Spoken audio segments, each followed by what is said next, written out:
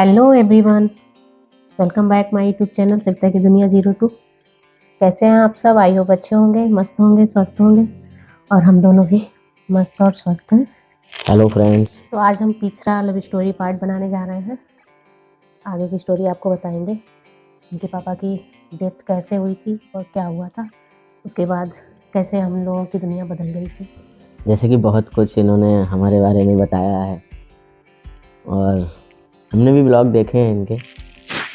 तो स्टोरी शायद तो पहुंची है कि हमारे पापा की डेथ हो गई थी। पापा की तबीयत कई दिनों से ख़राब चल रही थी। पहले तो उन्होंने शाहजहाँपुर से दवाई ली थी, लेकिन वो दवाई कुछ ज़्यादा उन्हें फ़ायदा नहीं हुई।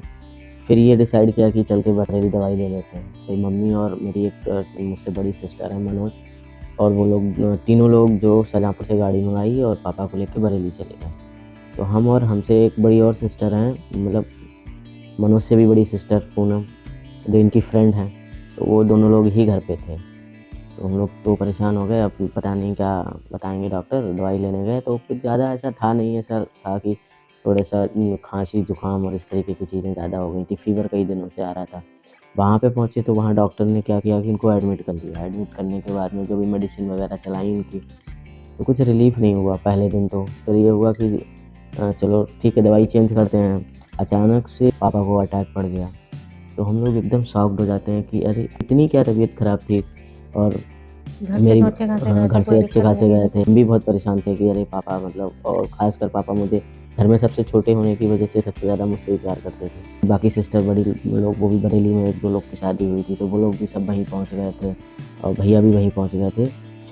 तो लेकिन थोड़ा बहुत कवर हुआ। शाम को फ़ोन आया कि तबीयत सही है, अटैक पड़ गया था, उनको आईसीयू में एडमिट कर रखा है और अगर कल तक कुछ फ़ायदा नहीं होता है तो फिर देखते हैं, या तो फिर दिल्ली लेके जाएँगे, ऐसा डॉक्टर बता रहे हैं। से उनको दिल्ली भी रेफ़र कर दिया, अपोलो में लेके गए भैया। और जीजा जी हमारे, मम्मी, ये लोग वहाँ तक गए, 2-4 दिन रुके, लेकिन उनकी डायबिटीज़ इतनी बढ़ गई थी कि वहाँ पे उनकी हार्ट सर्जरी नहीं हो पाई। फिर 2-4 दिनों के बाद उनको यहाँ भेज दिया गया बरेली फिर से, कि जब ऐसे मेंटेन हो जाए उसके बाद में सर्जरी करते हैं। तो बरेली आने के ठीक दूसरे दिन अचानक से उनको फिर से अटैक पड़ा। मतलब 2 अटैक इतनी जल्दी-जल्दी पड़े कि लास्ट में सुबह का समय था और फिर वही फ़ोन आता है कि हम लोग घर आ रहे हैं और पापा इस दुनिया में नहीं हैं। तो ऐसा लगा पूरी दुनिया ही ख़त्म हो गई हो। हम सबका उस दिन फास्ट था, सोमवार का दिन था। और मम्मी, अभी हमारी बहनों की शादी भी नहीं हुई थी और इतनी बड़ी ज़िम्मेदारी, और हम लोग गाँव में रहते थे, भैया हमारे शहर में रहते थे, वो और उनके बच्चे। तो वहाँ से चीज़ें इतनी ज़्यादा कॉम्प्लिकेटेड हो गई कि जो हम खुदावन पढ़ने के लिए गए थे और हम लोग एक-दूसरे के साथ रहने लगे थे, तो अब सारी की सारी चीज़ें एक अलग मोड़ ले लिया था।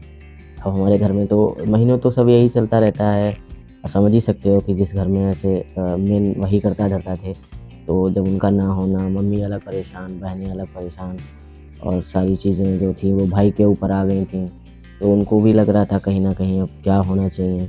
तो उन्होंने फिर डिसीज़न लिया कि ऐसा करते हैं कि अब चलिए शाहजहाँपुर में पढ़ाई करिए। तो हमको तो हालाँकि पढ़ने का था ही कि हाँ, पढ़ना है, लेकिन एक दुःख था कि हाँ, अभी इनके साथ पढ़ना था यहाँ रह के, अब शाहजहाँपुर पढ़ेंगे जाके। लेकिन हम शाहजहाँपुर चले गए उनके कहने से। मैंने कहा चलो पढ़ाई करनी है, शाहजहाँपुर में पढ़ लेंगे। शाहजहाँपुर में जब मेरा जाना हुआ, तो स्कूल का थोड़ा-सा लेट हो गया था एडमिशन का। तो ये हुआ कि दिक्कतें फिर वहीं की वहीं बनी हुई थी। तो मूवमेंट तो हो ही नहीं पाता था कि स्कूल कैसे जाएँ। फिर घर पे ही, वहाँ पे भी हमारी ट्यूशन वगैरह लगा दी गई। 2 सर आते थे हमको पढ़ाने के लिए, तो हमने वहाँ पे ऐसे पढ़ना शुरू किया। फिर ये था, इनकी मम्मी इनसे मिलने के लिए जब जाया करती थी, तो मुझे भी कभी-कभार मम्मी से अपनी ज़िद करके 1-2 बार मैंने कोशिश की कि हाँ, मैं मिलने चली जाऊँ, तो मम्मी ने मुझे भी भेज दिया था। तो मैं एक रात के लिए गई थी वहाँ पर, लेकिन वहाँ का जो माहौल था, इनकी पढ़ाई जो थी, वो बिल्कुल कुछ समझ में नहीं आ रहा था। तो मुझे लगा कि यहाँ पढ़ाई तो हो नहीं पाएगी, क्योंकि स्कूल भी ज़्यादा ज़रूरी होता है जाना। स्कूल में पूरी क्लासेस लगती हैं, उस हिसाब से पढ़ाई-लिखाई बहुत ज़्यादा बेटर थी। तो इन्होंने ज़्यादा समय नहीं वहाँ पर कितना 6-7 महीने रुके। 6-7 महीने ही मतलब कोचिंग पढ़ी होगी सर लोगों से। काफ़ी सर लोग भी काफ़ी अच्छे थे, हेल्पिंग थे, लेकिन फिर भी वो उतना वजह नहीं हो पाता था। इनकी बहन साथ में रहती थी, वो इनका देखती थी, सारा सपोर्ट करना उन्हीं का था काम उस टाइम। फिर ये था कि मुझे कुछ समझ नहीं आया, मैंने फिर इनसे कहा कि वहाँ से नहीं पढ़ाई हो पाएगी तुम्हारी, ऐसे कब तक मतलब कोचिंग पढ़ के और स्कूल का वो माहौल, वो सब तुम्हें कुछ नहीं मिल पा रहा है। तो ये था कि मम्मी को इनकी पेंशन मिलने लगी थी, इनके पापा एक्सपायर हो गए थे। इनके पापा टीचर थे, तो इसलिए उनको पेंशन मिलती थी। तो उनकी जो पेंशन थी उससे थोड़ी-सी सपोर्ट हो जाती थी पढ़ाई-लिखाई में। तो ये था, ज़्यादा अच्छी तो नहीं पढ़ाई कर सकते थे, लेकिन हाँ, थोड़ा-सा ठीक है, जैसे भी मैनेज होगा हो जाएगा। फिर मैंने इनसे कहा कि फिर खुदागंज आ जाओ। फिर वहीं जहाँ हम रहते थे, फिर हमने इनको फिर से बोला कि हाँ, वहीं रूम-वूम जो भी जिससे रह रहे थे वैसे ही रहने लगो। ये था, फिर हम लोगों का स्टार्ट हुआ साथ में रहना। हाँ, फिर हम लोग मम्मी को भी पास में पड़ जाता था क्योंकि गाँव भी 8 किलोमीटर की दूरी पे था।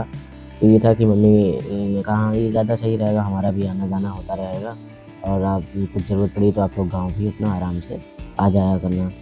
तो इस तरीके से लाइफ में चीज़ें चलती रहीं। फिर ये हुआ कि हम खुदागंज आ गए और खुदागंज में हमने जैनवाल विद्या मंदिर में हमारा नाम लिखवा दिया गया और वहाँ पे हमने फिर पढ़ना अपना शुरू कर दिया। तो रोज़ का रूटीन यही था कि ये मुझे लेके जाती थीं और लेके आती थीं। फिर हम लोगों ने एक रिक्शा लगा रखा था डेली का ले जाना और लाना। तो वो लेकिन रिक्शा जब आता था तो लेकिन वो रिक्शा वाले भैया आए दिन यही भूल जाते थे, मुझे उन्हें हमको लेके आना है। वो थोड़ा-सा उनका माइंड अलग था। वो कुछ करते थे तो भूल जाते थे, तो उनको क्योंकि याद दिलाना पड़ता था। कभी-कभी तो याद रहता था, किसी-किसी दिन भूल जाते थे। तो फिर हम लोग वहाँ पे घर से स्कूल जाना और फिर स्कूल में इनकी कोचिंग वहीं लगा दी थी। सर लोग जो स्कूल में थे वही पढ़ाते थे। स्कूल में ही पढ़ाना रहता था। तो फिर ये था, शाम तक कहीं कोचिंग से फ्री होते थे तो घर आते थे। तो रिक्शा वाला कभी-कभी भूल ही जाता था कि स्कूल से लेना है इनको। तो फिर मुझे वहाँ से स्कूल से और 1 डेढ़ किलोमीटर होगा बस अड्डा। हाँ, 1 डेढ़ किलोमीटर वहाँ से बस अड्डा था। तो स्कूल से 1 डेढ़ किलोमीटर आगे बस अड्डा था। तो फिर मुझे वहाँ पैदल जाना पड़ता था उसको लेने के लिए कि भैया चलो और हमें स्कूल से घर छोड़ दो चल के। इस बीच में कई बार ये भी होता था कि वहाँ के जो सर लोग थे वो मुझे बाइक से घर भी छोड़ दिया करते थे।